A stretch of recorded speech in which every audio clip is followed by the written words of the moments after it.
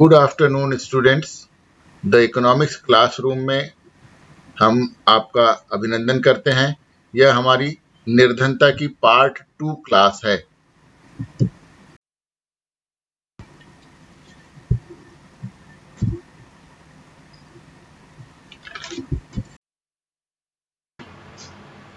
आप सभी जानते हैं कि औपचारिक रूप से पढ़ने के लिए हमें बुक्स भी चाहिए। यहाँ आपकी टेक्स्ट बुक एवं सहायक बुक प्रदर्शित की गई है। ये बुक्स अति उपयोगी एवं पढ़ाई के लिए सहयोगी साबित होंगी। मुझे विश्वास है आपने बुक का प्रबंध कर लिया होगा। आपके सिलेबस में एक और बुक है समष्टि अर्थशास्त्र, उसकी बुक का भी प्रबंध आपको करना है, उसे हम बाद में पढ़ेंगे। आप पूर्व में बताए गए लिंक से पूरी बुक या एक एक चैप्टर डाउनलोड कर सकते हैं। यहाँ पुनः आपको याद दिलाना आवश्यक है कि अपनी पाठ्य पुस्तक से मूल पाठ को अवश्य ही 2-3 बार पढ़ें। वीडियो देखते समय लिखते भी जाएं, नोट्स भी बनाते जाएं और यथासंभव उन्हें याद भी करते जाएं, तैयार करते जाएं। अब हम पहुंचे हैं निर्धनता के कारण के बारे में जानने पर। यदि हम आशय जान गए हैं, परिभाषा जान गए हैं, तो हमें निश्चित रूप से कारण भी समझ में आने लगते हैं, और कारण समझ जाते हैं तो निवारण भी समझ में आने लगते हैं। तो भारत में निर्धनता का एक सबसे बड़ा और प्रमुख कारण है अधिक जनसंख्या। उसी प्रकार हमारे यहाँ जो जाति प्रथा है वह भी एक निर्धनता का कारण है। कृषि पर अत्यधिक निर्भरता भी निर्धनता का कारण है। कालाबाजारी, भ्रष्टाचार ये भी निर्धनता को बढ़ाते हैं। अज्ञानता, अंधविश्वास ये भी निर्धनता के कारण है। बेरोजगारी का सीधा संबंध निर्धनता से है। व्यक्ति यदि बेरोजगार रहेगा तो निश्चित रूप से आय कम होगी, और आय कम होगी तो वह निर्धन बना रहेगा। कृषि क्षेत्र में तकनीकी जितनी उन्नति होनी चाहिए उसका अभाव हमारे देश में है, और भारत की अधिकतर जनसंख्या जो है वो कृषि पर आश्रित उद्यमों में लगी रहती है। तो कृषि का पिछड़ापन भी निर्धनता का कारण है। भारत में मौसम और जलवायु के भी प्रभाव पड़ते रहते हैं। हमारी भौगोलिक परिस्थितियां भी ऐसी हैं कि हमें अनेक प्राकृतिक आपदाओं का सामना करना पड़ता है। ये सब निर्धनता के कारण है। इसके अतिरिक्त और भी कारण हो सकते हैं जो आपने सोच रखा है, वे भी निर्धनता के कारण हैं, उन्हें भी लिखा जा सकता है। अब हम गरीबी के प्रभाव पर चर्चा करेंगे। हर कोई जानता है कि गरीबी के क्या प्रभाव हो सकते हैं। निरक्षरता, पोषण और आहार, गरीबी का उन्मूलन, बेरोजगारी, सामाजिक तनाव, आवास की समस्याएं, ये सब गरीबी के प्रभाव के अंतर्गत पढ़ी और समझी जाती हैं। अब हम इन्हें विस्तार से जानते हैं। निरक्षरता, पैसों की कमी के चलते उचित शिक्षा प्राप्त करने के लिए गरीबी लोगों को अक्षम बना देती है। पोषण और संतुलित आहार, गरीबी के कारण संतुलित आहार और पर्याप्त पोषण की अपर्याप्त उपलब्धता ढेर सारी खतरनाक और संक्रामक बीमारियों को लेकर आती है। बाल श्रम, ये बड़े स्तर पर अशिक्षा को जन्म देता है, क्योंकि देश का भविष्य बहुत कम उम्र में ही बहुत ही कम कीमत पर बाल श्रम में शामिल हो जाता है। बेरोजगारी, गरीबी की वजह से बेरोजगारी भी उत्पन्न होती है, जो कि लोगों के सामान्य जीवन को प्रभावित करने का कार्य करता है। ये लोगों को अपनी इच्छा के विपरीत जीवन जीने को मजबूर करता है। सामाजिक चिंता, अमीर और गरीब के बीच आय के भयंकर अंतर के कारण सामाजिक चिंता उत्पन्न होती है। आवास की समस्या, फुटपाथ, सड़क के किनारे, दूसरी खुली जगह, एक कमरे में एक साथ कई लोगों का रहना आदि जीने के लिए बड़ी कठिन परिस्थिति उत्पन्न करता है। बीमारियां, विभिन्न संक्रामक बीमारियों को गरीबी बढ़ाती है। बिना पैसे के लोग उचित स्वच्छता सफाई नहीं रख पाते हैं, जिससे बीमारी का खतरा बढ़ता जाता है।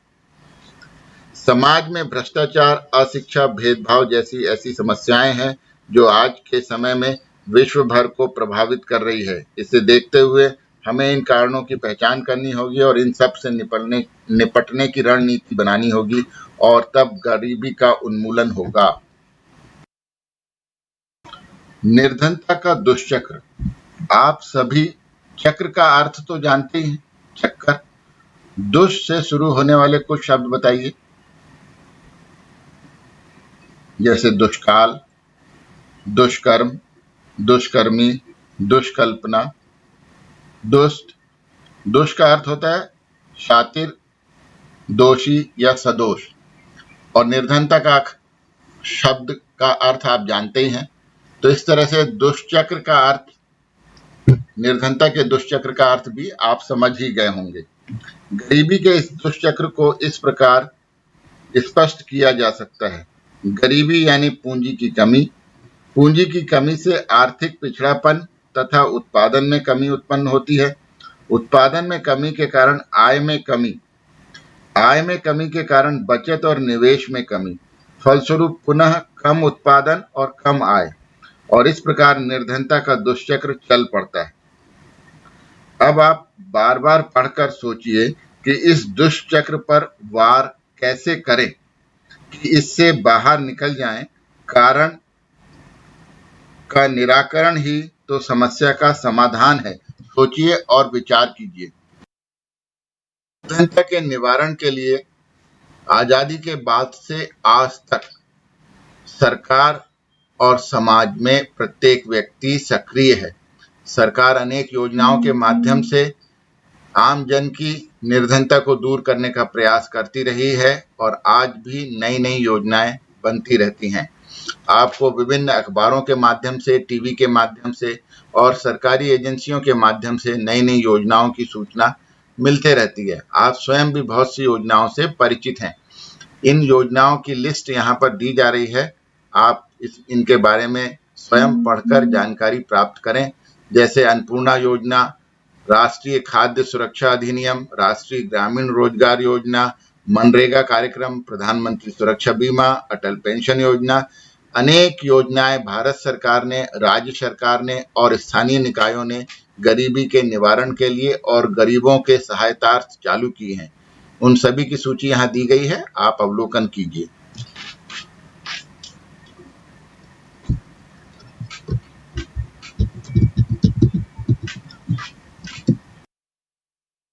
भारत में निर्धनता रेखा का निर्धारण, इस विषय पर अब हम चर्चा करने जा रहे हैं।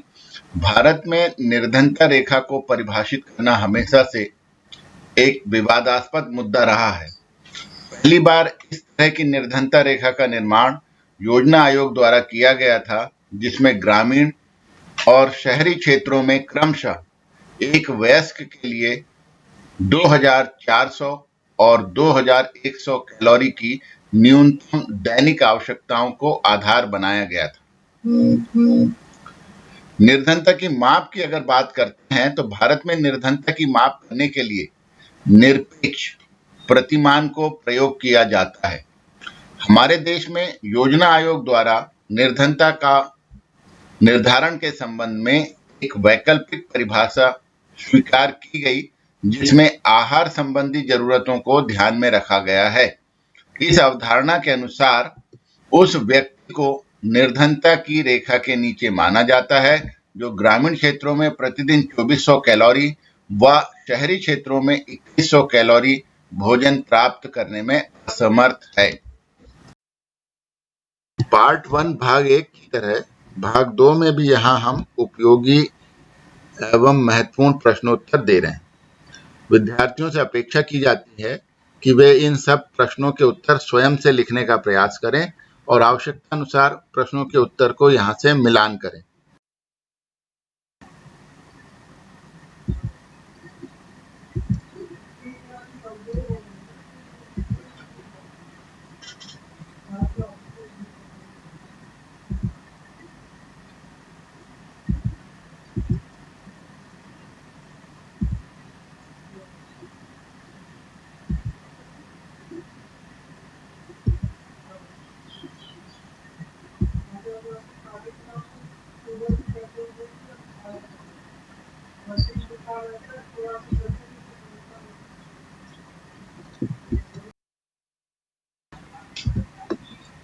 Thank you very much.